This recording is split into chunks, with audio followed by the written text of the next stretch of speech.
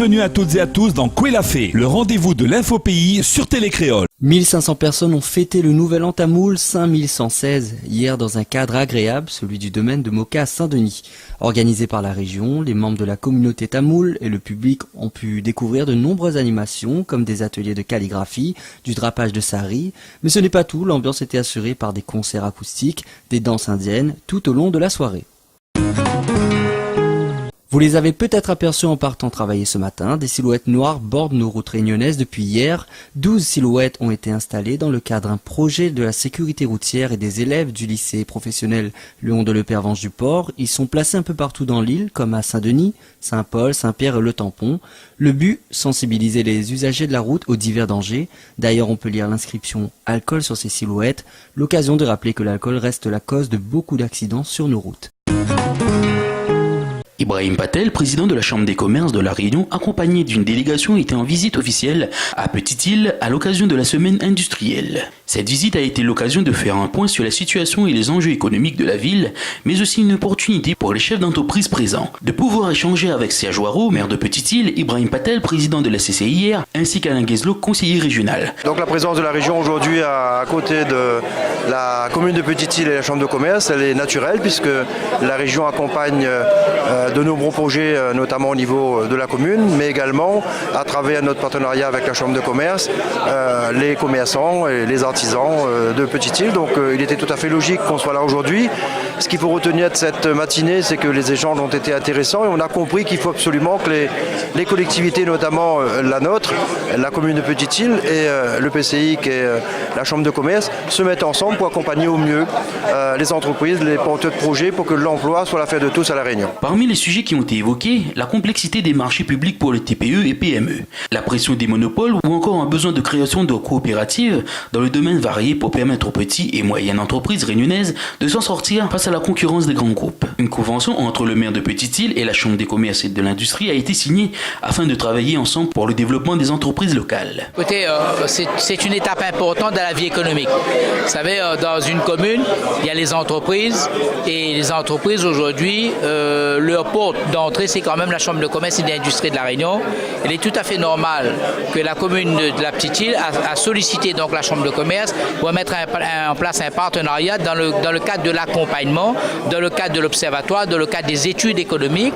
Et nous venons signer donc ce partenariat qui nous permettra d'un commun accord de suivre les entreprises donc de la Petite-Île. Il y en a quand même 306 entreprises aujourd'hui qui sont recensées dans la Petite-Île. Au cours de la visite, des entreprises petite-îloises ont eu l'honneur de recevoir la délégation et de présenter leur atelier de production. L'entreprise Préfabloc, qui fabrique des blocs et des poutrelles, sont heureux d'accueillir ces représentants de l'État dans son entreprise familiale.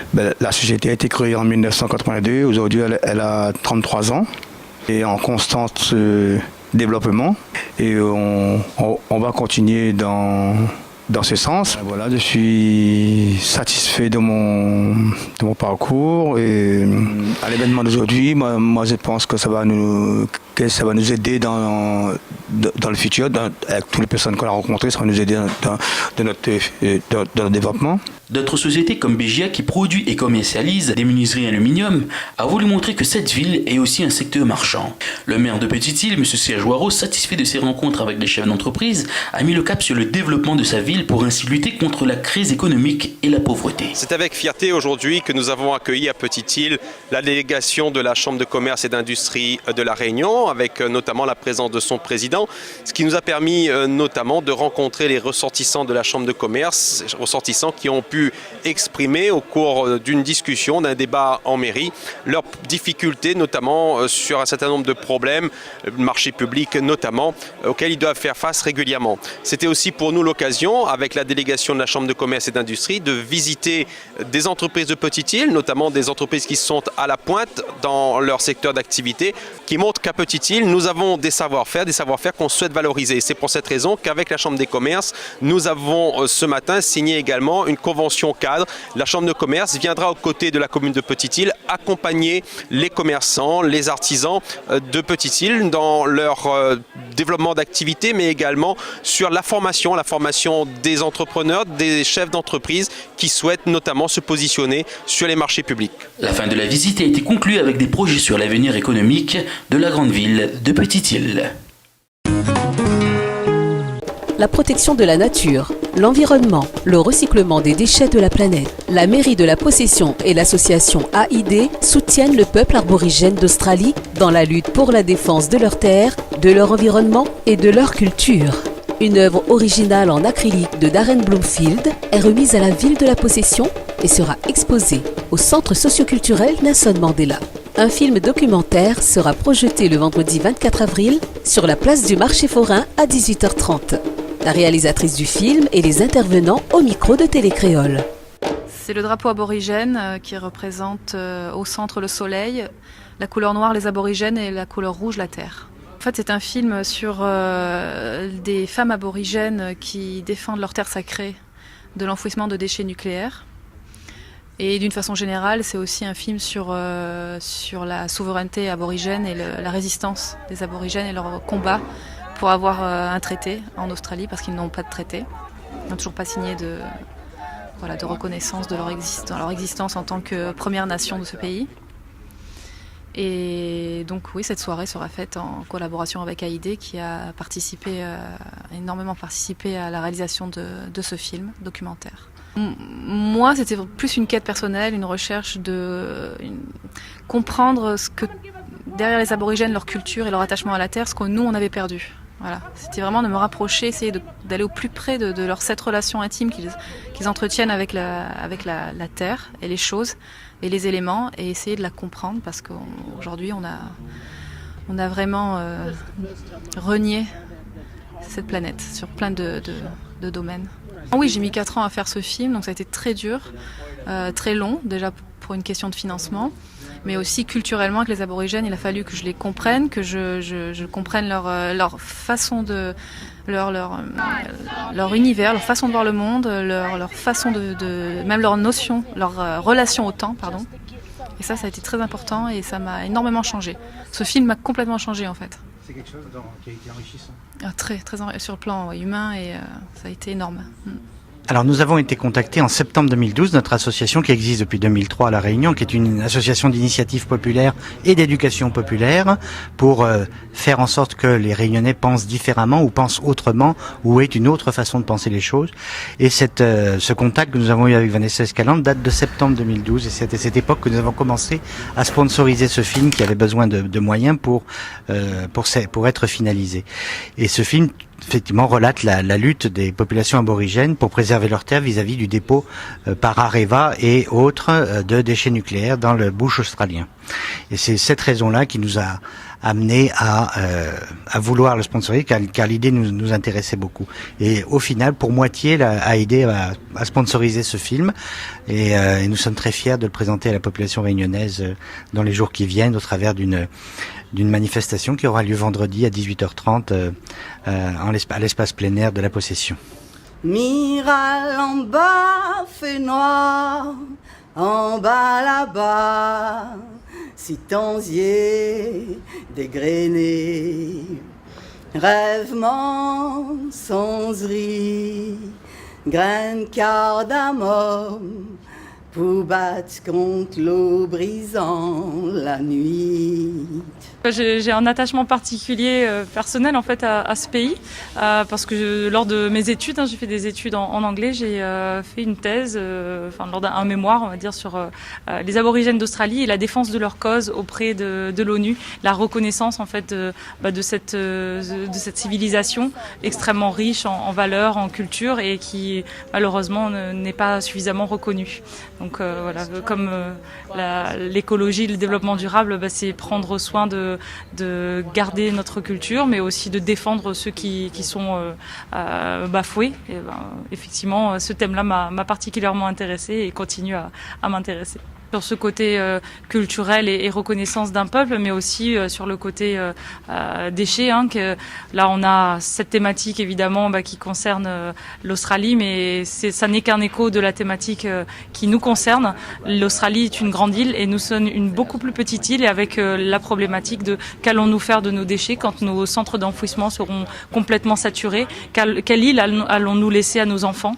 Et là, je pense qu'il va falloir que tous les responsables politiques et je m'y inclus, réfléchissent et trouvent rapidement des solutions pour éviter une catastrophe.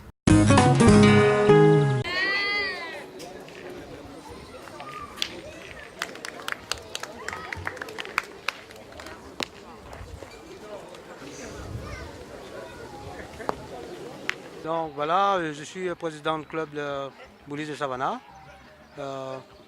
On est créé depuis 1997.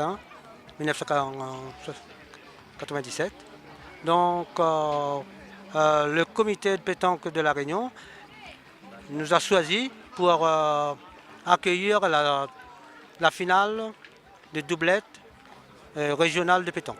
C'est-à-dire, ça se passe sur 2 journées, depuis hier et aujourd'hui, le 19 avril 2015, pour cette finale.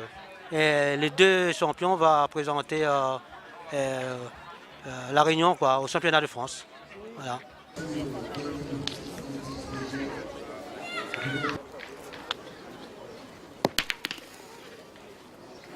Aujourd'hui, l'essentiel qu'il faut retenir pour cette journée de pétanque, ce qui est très frappant, c'est la participation des jeunes de minimes qui sont très intéressés par la pétanque.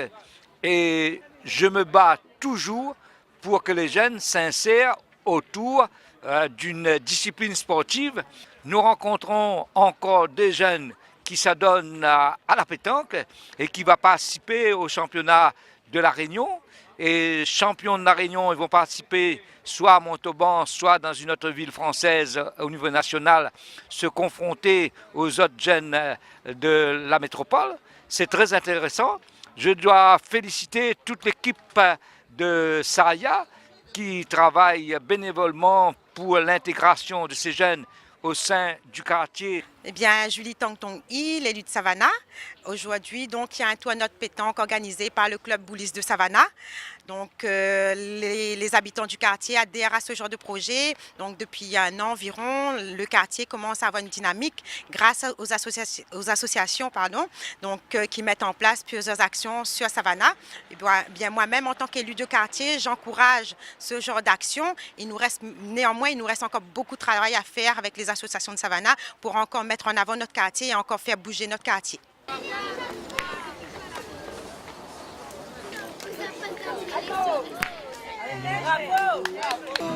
Moi c'est Jean-Marie Pavot, vice-président de club ACPE et responsable des joueurs. Moi l'homme le plus heureux aujourd'hui. On a des jeunes qui ont fait de très très bons résultats.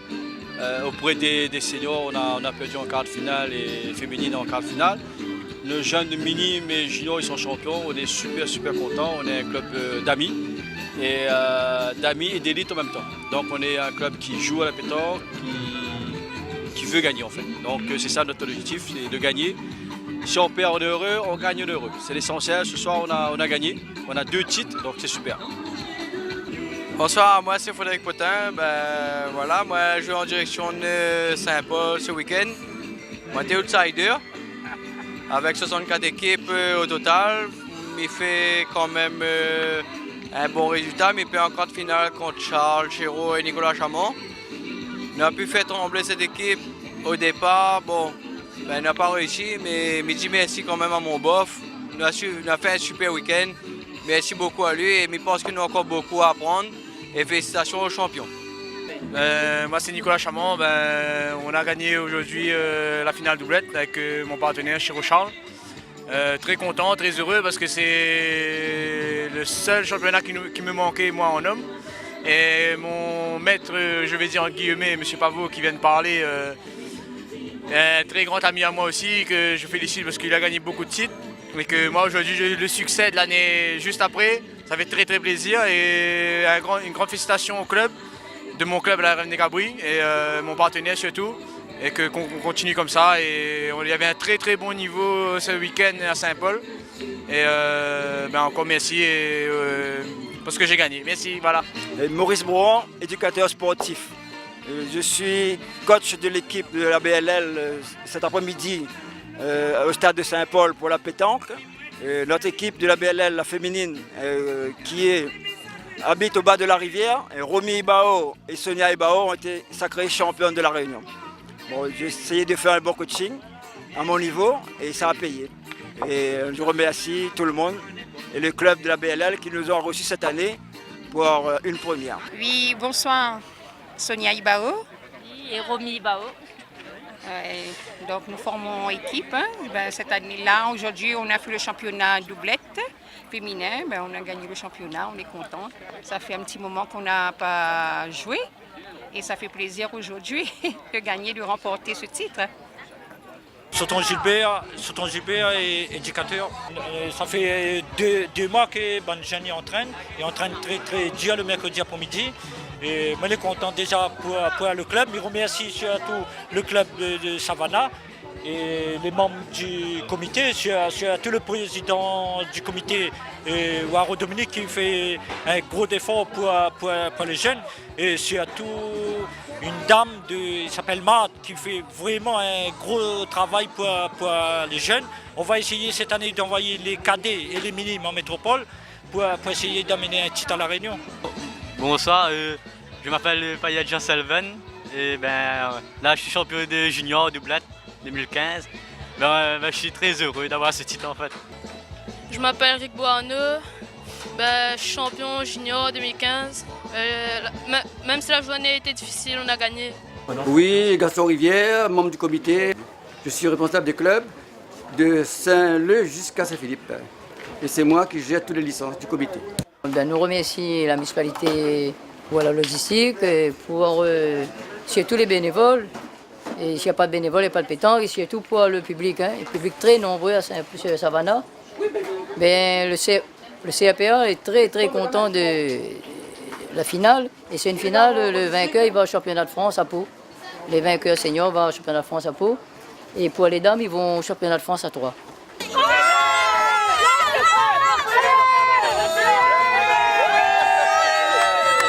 C'est ainsi que se termine l'édition de ce jour de Koué la Fée. Merci de l'avoir suivi et rendez-vous demain soir à 18h45 sur Télé Créole.